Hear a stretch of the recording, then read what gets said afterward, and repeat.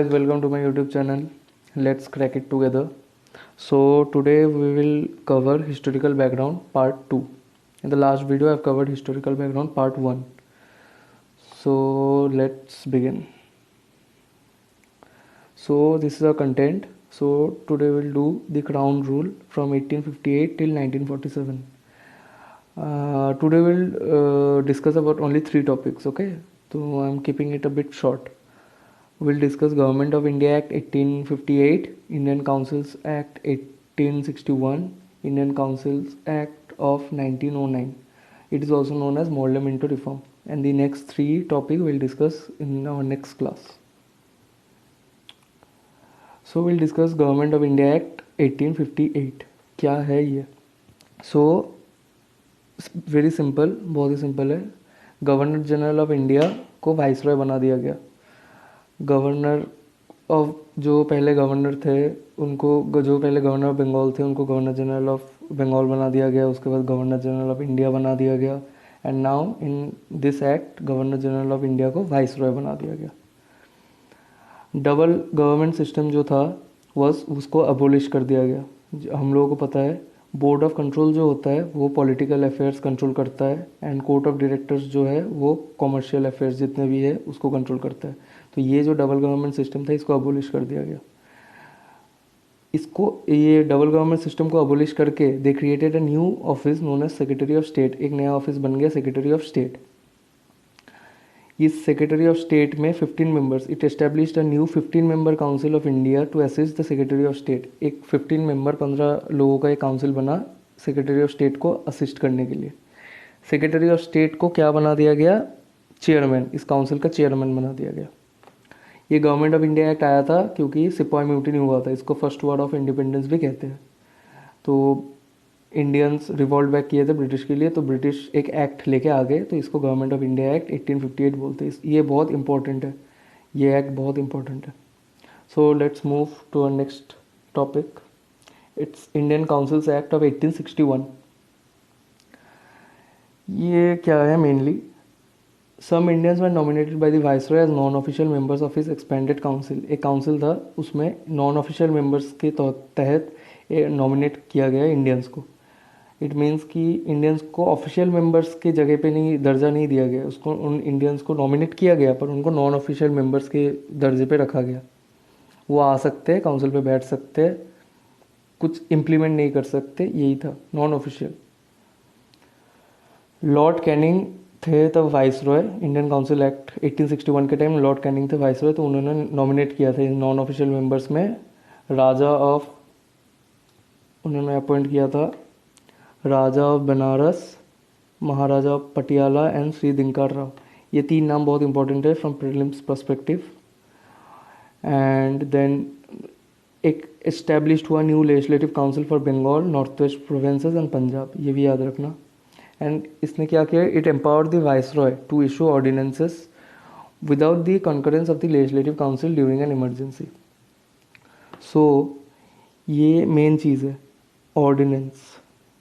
इसने क्या कर दिया? वाइसरॉय को पावर दे दिया ऑर्डिनेंस इशू करने में.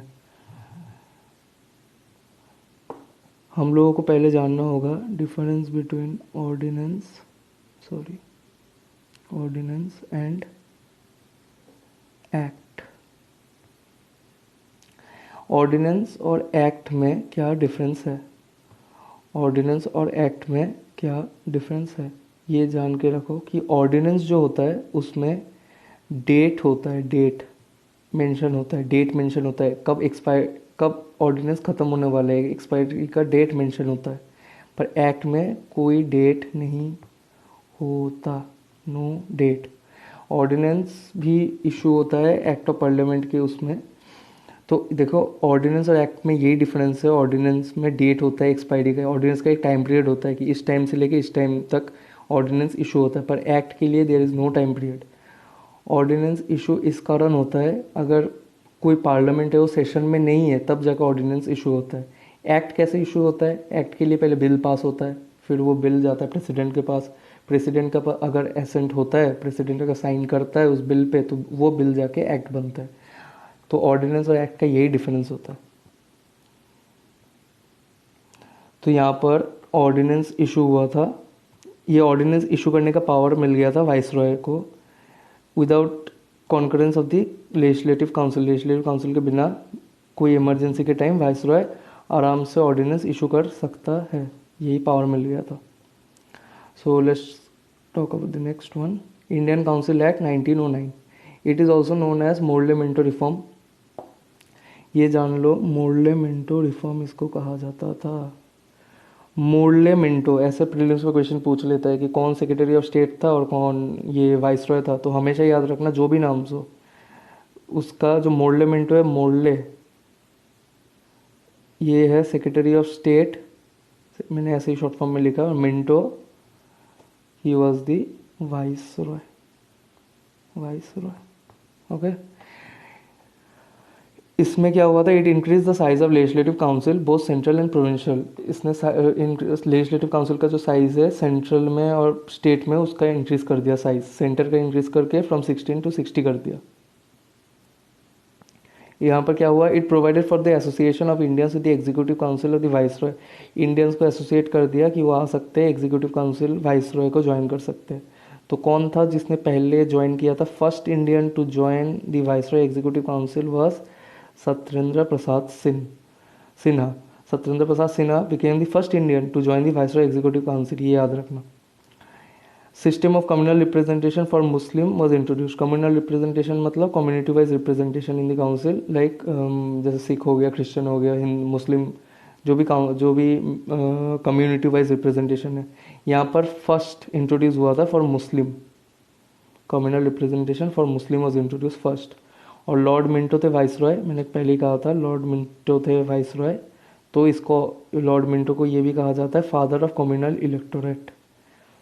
ये जो 2 पॉइंट है, ये एक्चुअली 3 पॉइंट, जो लास्ट के 3 पॉइंट है, they are the most important point for prelims perspective.